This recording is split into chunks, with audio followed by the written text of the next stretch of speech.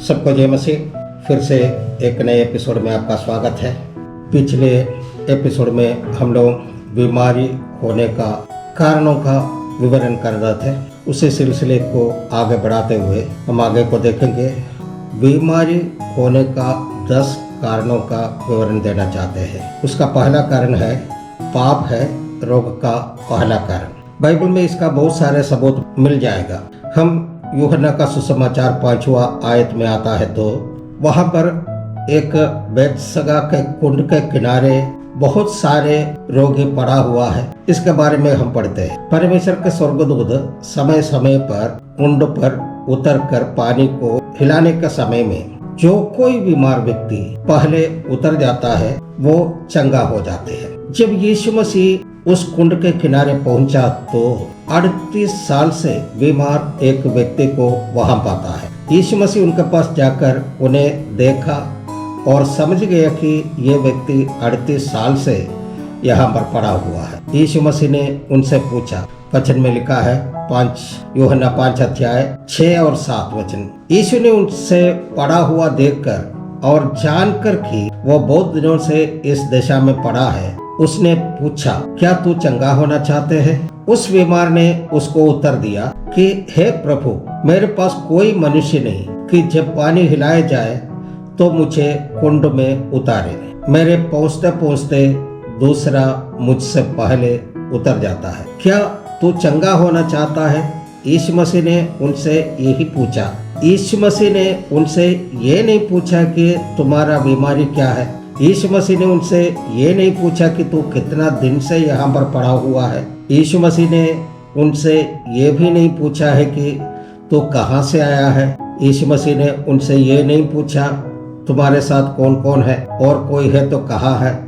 कुछ भी नहीं पूछा। यीशु मसीह ने जब उन्हें देखा तब उनका सारा इतिहास यीशु मसीह के सामने प्रकट हो गया कि उसका बीमारी क्या है, वो कितना दिन से वहाँ पर है और ये कहाँ से आया है और इनका इरादा क्या है। मैंने इस आयत को अनेकों बार पढ़ा, विशेषकर यीशु मसीह के सवाल और उस बीमार व्यक्ति का जवाब को बार बार पढ़ा और हमने इसमें खासकर मनन भी किया, उसका भेद जानने के लिए परमेश्वर से प्रार्थना भी। तब परमेश्वर ने हमें अलग अलग विधि से समझाया। यीशु मसीह ने उससे एक सीधा सवाल पूछा, क्या तू चंगा होना चाहते हैं? इस दुनिया वालों से हम सवाल करते हैं तो उनके चेहरे को देखकर हम सवाल करते हैं, लेकिन अंदर झांककर उनका हाल जानकर सवाल जिस तरीके से पूछना चाहिए उसी तरीके से पूछना वाला है हमारा यीशु मसीह। जैसे ही यीशु मसीह ने सवाल किया, उस रोगी के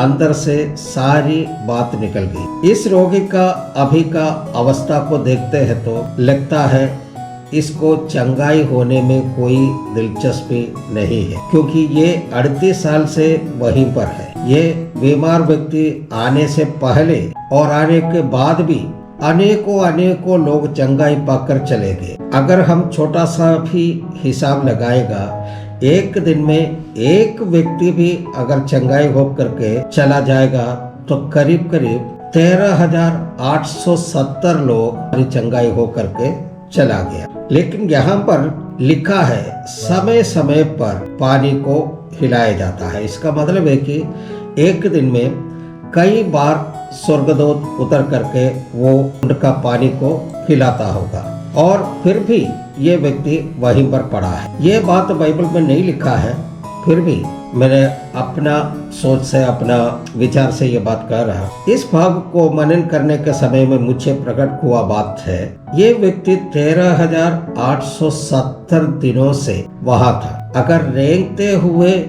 या नहीं तो शरीर को हिलाते हिलाते भी एक दिन में 1 इंच भी अगर आगे बढ़ते रहते तो ये चंगा हो करके जा सकता था। वो व्यक्ति 38 साल से एक जगह पर टिका है। उसका मतलब है कि वो वहां पर रहने का सारा इंतजाम करके रखा है, क्योंकि वहां पर भी बारिश है, धूप है, हवा चलता होगा। उस बेतसदा का कुंड के किनारे बहुत भीड़ रोज हुआ करता होगा। एक एक व्यक्ति आकर के कुंड में उतरता है, चंगा होता है।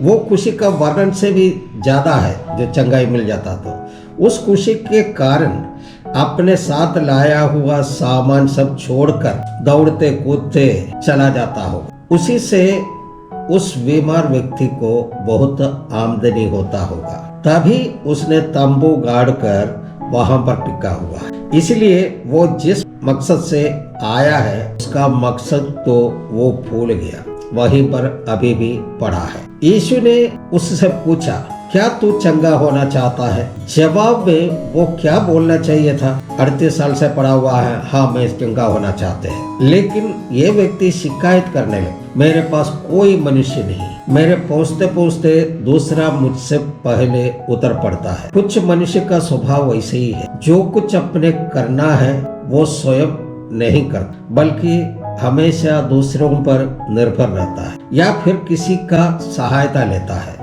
ये भी ऐसे ही व्यक्ति है, कहता है मेरे पास कोई नहीं। उसके बाद वो व्यक्ति क्या कहता है, न्यायिक तौर पर जो मुझे मिलने वाला चांस है वो मुझसे पहले दूसरा कोई ले जाते हैं। इसका मतलब क्या है, ये लाइन में खड़ा होगा या फिर कुंड में उतरने के लिए तैयार होकर के खड़ा होगा। उसी समय एक व्यक्ति चंगा होकर के चला जाता है, तब इसका नजर कुंड में नहीं बल्कि जो व्यक्ति चंगा होकर के चला गया है उनके पीछे लगा हुआ है, क्योंकि वो कुछ फेंक कर तो नहीं जाता। दूसरा बात यह भी हो सकता है, जब किसी को चंगाई मिलता है तो सारा लोगों का ध्यान उधर ही लगा रहता है, उस समय का लाभ उठाते हुए किसी का सामान गायब करता होगा। इसका उद्देश्य दूसरा है। इसी चक्कर में इससे पहले कोई और कुंड में उतर जाता है। इसको तो चंगा होने का तात्पर्य तो है नहीं, ये पैर से लाचार नहीं है, क्योंकि ये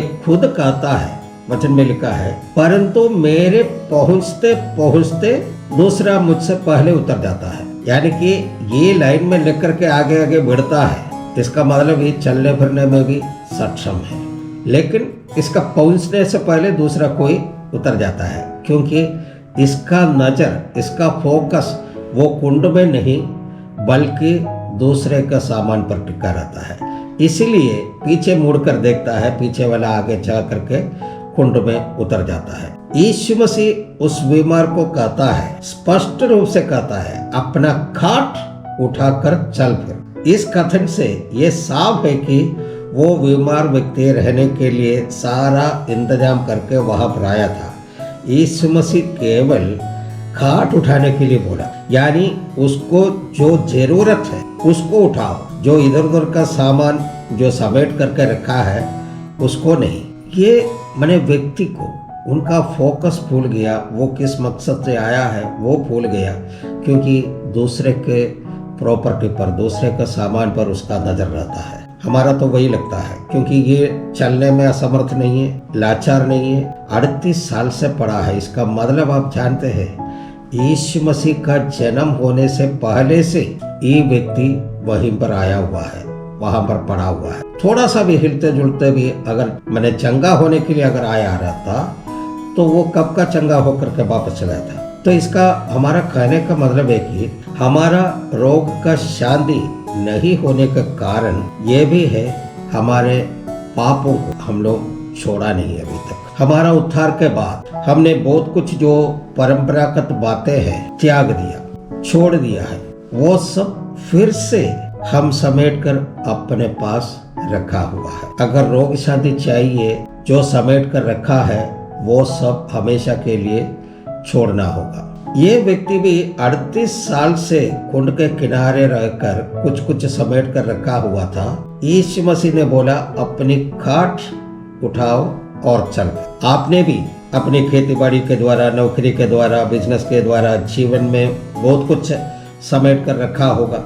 इस दुनिया से आपने जो कुछ भी प्राप्त किया है वो सबका कोई काम आने वाला नहीं है। इसलिए वचन में लिखा है, पहला यूहन्ना का किताब का 2 अध्याय उसका 15 से 17 तक वचन में इसे लिखा है, तुम न तो संसार से और न संसार में की वस्तुओं से प्रेम रखो। यदि कोई संसार से प्रेम रखता है तो उसमें पिता का प्रेम नहीं है, क्योंकि जो कुछ संसार में है अर्थात शरीर की अभिलाषा, और आंखों की अभिलाषा और जीविका की घमंड वो पिता की ओर से नहीं परंतु संसार की ओर से है, और संसार और उसकी अभिलाषाएं दोनों मिटते जाते हैं, पर जो परमेश्वर की इच्छा पर चलता है वो सर्वदा बना रहेगा।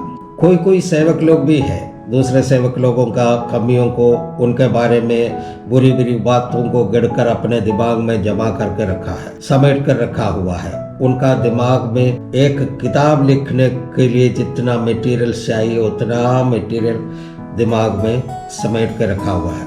सेवकाई में से गिरा हुआ लोगों का, सेवकाई में से पीछे हटा हुआ लोगों का पूरा इतिहास इन लोगों के पास में है, लेकिन सेवकाई के दौरान सतावट से गुजरने वालों का, सेवकाई के दौरान मर मिटने वालों का कोई भी बात ऐसे लोगों जानता भी नहीं है। यूहन्ना का 5 अध्याय का 6 से लेकर के नीचे आयतों में हम पढ़ते हैं तो यीशु मसीह दोबारा जब ये बीमार व्यक्ति से मिलता है तो कहते हैं फिर से पाप मत करना, क्योंकि इनका जो बीमारी है वो पाप के कारण हुआ है।